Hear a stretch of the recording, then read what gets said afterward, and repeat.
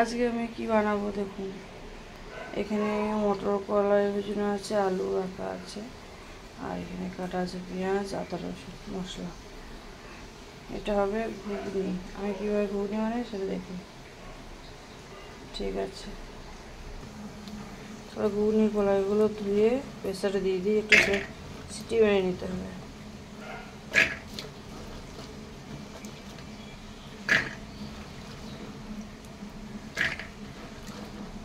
দুটো সিটি মারবো, আপনারা চাইলে যদি বলেন যে না একটা সিটি দেবো দিতে পারেন।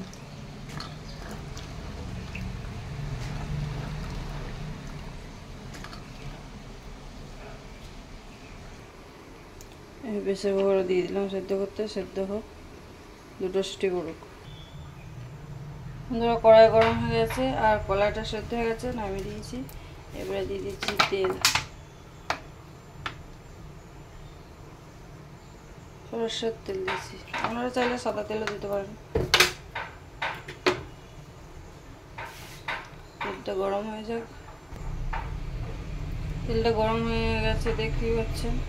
আমি এবার এতে দিয়ে দেবো গোটা জিরে, সাদা জিরে যেটাকে বলে।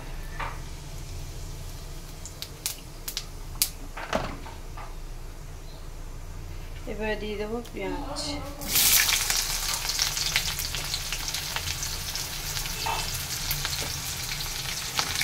পেঁয়াজটাকে লাল লাল করে ভাজবো। পেঁয়াজটা ভাজা হয়ে গেছে, এবারে এতে সব একে একে আমি দিয়ে দেবো হলুদ গুঁড়ো,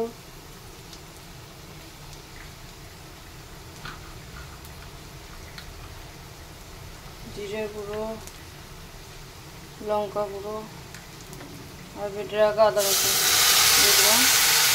এবার মশলাটা ভালো করে কষে নিতে হবে।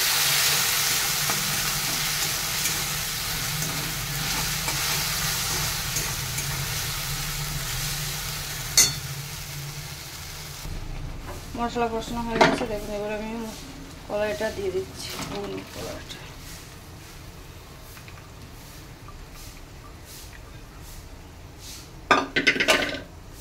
এটাকে নেড়ে নেবো, তারপরে মশলার সাথে কষে নিচ্ছি।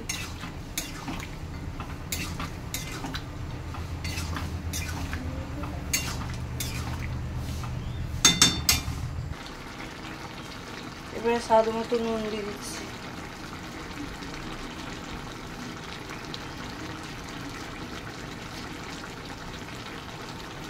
আপনারা আপনাদের স্বাদ মতো নুন দেবেন। ভালো করে নেড়ে চেড়ে ঢাকা দিয়ে দেবো।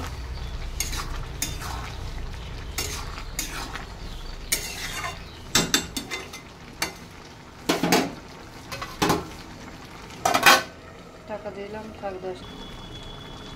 দেখুন গাইস, কত সুন্দর হয়েছে ঘুগনিটা। কালার দেখেছেন কত সুন্দর।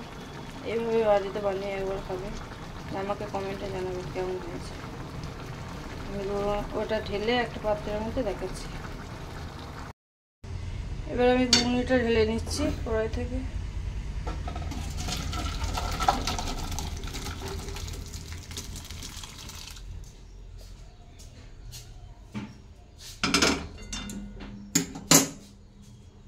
দেখুন কত সুন্দর রং হয়েছে, কালার খুব সুন্দর কালার হয়েছে।